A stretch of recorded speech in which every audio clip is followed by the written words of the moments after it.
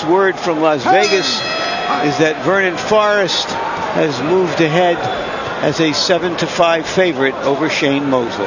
Now, does that mean that most of the late money was on Forrest?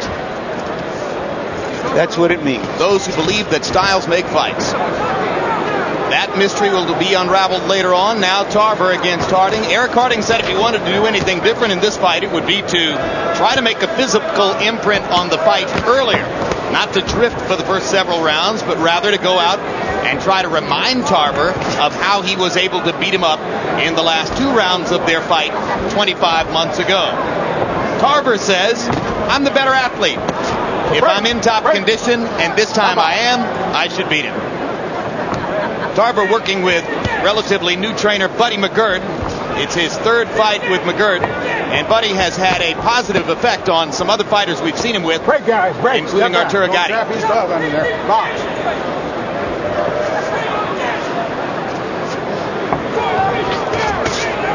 So many years these southpaws in the gym trying to figure out how to confuse the old conventional right-handers.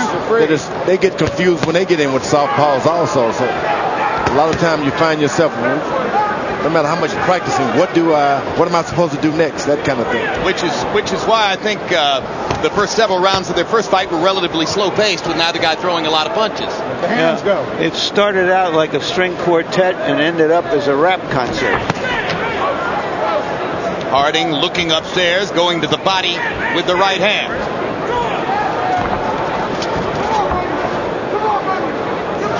When you're tall like that, it makes you look like crabs reaching out southpaw. But their basic instincts are to stay out of the way of harm, stay out of harm's way. Both relatively tall and rangy for light heavyweights. Tarver may be the better and more active jabber. You can see neither fighter is interested in where his right foot is or the other right foot. They don't care this time. But when you fight in the old right-hander, you figure out you got to keep your right foot in a certain position, your left foot in another position. Must seem like something of a vacation, right? Yeah, they don't know what to do next. Just fight. And you find yourself missing a lot.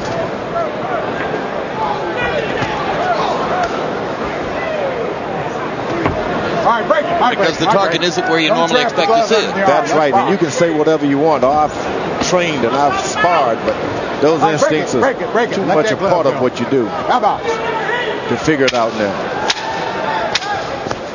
You got 10 seconds, guys. Punch to let it go. All right, break it. Don't do it. Don't hit him behind the head. Now, come on, box. That's it. If you recognize the face in Eric Harding's corner, Al Gavin is one of the very best and most well-known cutmen in the sport. You've seen him many times as the cutman for, among others, Lennox Lewis. He's the trainer for Eric Harding. Harding has enormous respect for Al and believes he's a terrific trainer. Buddy McGirt, you heard saying to Antonio Tarver, stick your jab to the chest, come back with the left hand to the body, and don't show him so doggone much respect. Man, when you stick your jab to the chest, it's going to go to the head because the guy automatically ducks when you throw a shot. So that's why he's telling him to throw the jab to the chest. Harding was the more active fighter in the first round, and he's putting his punches together better than Tarver early in round 2.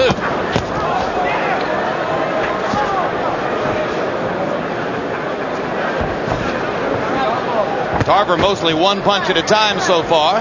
Don't grab the glove. No doubt that's part of the reason Buddy says don't show him so much respect. The glove go. Break, my break. Don't grab the glove under the arm. Let's box.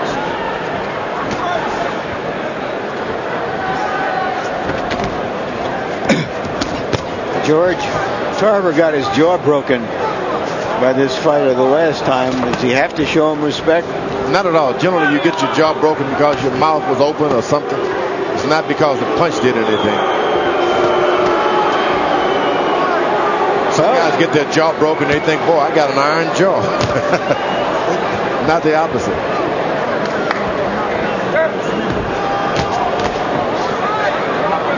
Harding moving Tarver back with his jab. Through the first round and a half, Eric Harding lands the harder punches. Break it. Don't punch. Step back. Outbox.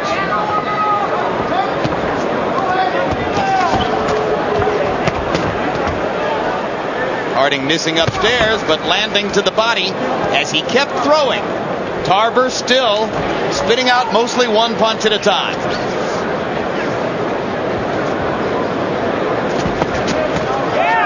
Now Good Tarver left lands a left. Good left hand by Tarver.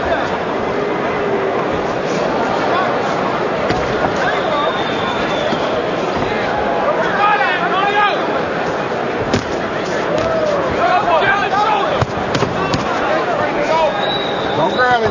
Harding is Don't grab landing it. Let it go. the more harder Let it go. shot. Pull your hand back The here. more hard shots, but Tolliver seems to be the aggressor. No, it doesn't matter. He keeps bringing the fight to Harding.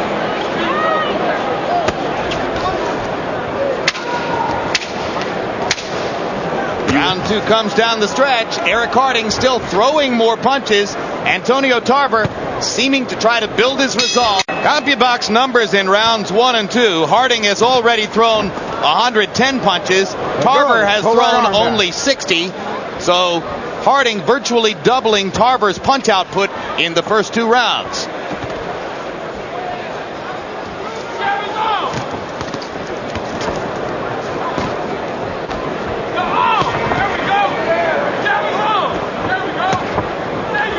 Light heavyweight division is a strange weight class because they have the potential of doing the job of the dynamic middleweights for throwing lots of shots, bobbing and weaving, or they can move into the heavyweights, the sluggish, hit your whole thing.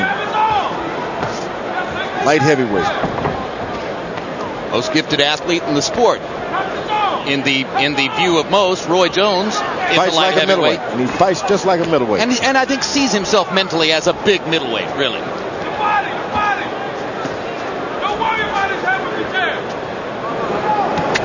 This could be that other side of the aisle where the other guys fight like heavyweights, waiting for one big shot.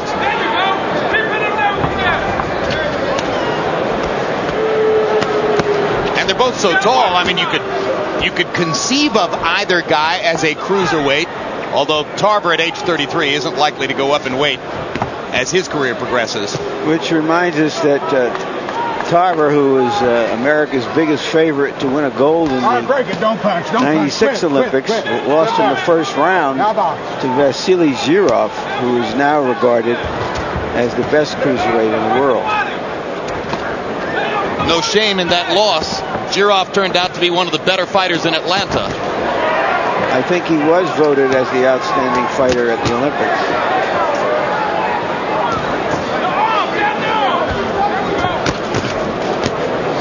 Whoa, good left hand. Harder. Straight left hand by Harding. Harding's getting a little bit more aggressive as he realizes that Tarver is allowing him the freedom and the leeway to throw his punches in combination.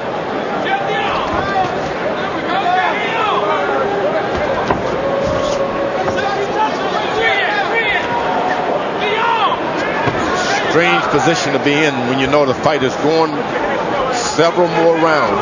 How do you conserve and yet hurt the guy? Don't punch. Let the arm go. Now box. Tarver doesn't seem confident enough to really want to stick his jab, George. He's sort of just laying it out there tentatively, and Harding is using that as an opportunity to counter. Fighting a southpaw, and that's what they do. They don't like to be the aggressor with the jab.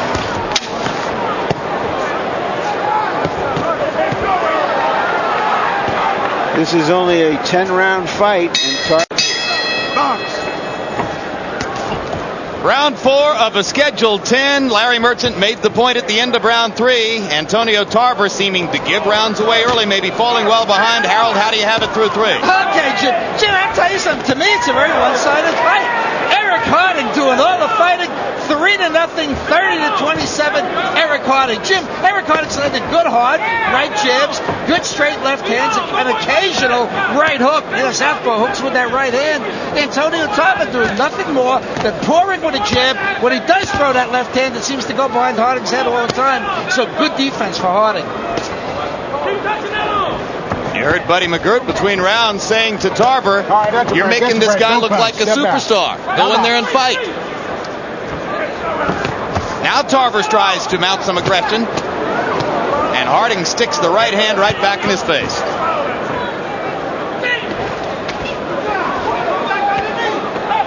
Pull your arm back, Eric. Pull your arm back from there. World Championship Boxing live in Conseco Fieldhouse in Indianapolis, Indiana. Light heavyweight preliminary to the big main event of the evening. Antonio Tarver and Eric Harding fighting each other for the second time. And the winner on paper gets a shot at Roy Jones somewhere in the not too distant future. Harding already had that chance. That's what happened. Keep bringing a fight to a counter puncher. No knockdown. No knockdown. Sure looked like a knockdown to me. More and more. I mean, he was fatigued, and it didn't take much to get him down, but he looks like he's almost out on his feet. And the referee, Bill Page, ruled it not a knockdown. And Tarver comes right back and starts banging away. What a tremendous turnaround. First 3 rounds of the fight were all Harding. And there's a cut under the right eye of Harding as well. If ever we've seen a counterpuncher wait and wait and wait for one big opportunity and then make the most of it, it's Tarver here. I'm telling you, here you go. He's taking a big gamble by taking this fight, and he's trying to cash it in right now. Harding seeming to get his legs back, testing them now. You get your legs back and then your eye goes out. And Tarver lands 3 more left hands right on the cut eye. 4 more, 5 more. 5 big left hands by Antonio Tarver. 6 more. 7.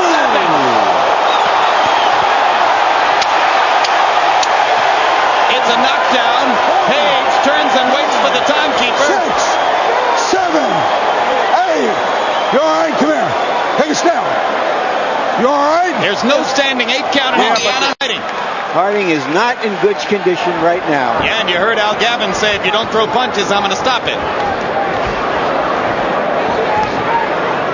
Well, that big, tall Tarver is throwing those right, straight left hands now. He's tall. Harding cannot see on that side. That was a huge shot. Down goes Harding for the second time. And Tarver screaming at the referee, why haven't you stopped the fight? 7, 8. Come here. Harding is wobbling badly. Are you all right? You sure? One last thing. You hear what Harding, he said, are you all right? No way in the world Tarver should have gotten those free shots. He said, are you all right? And Eric Harding said to him, I'm from Philadelphia.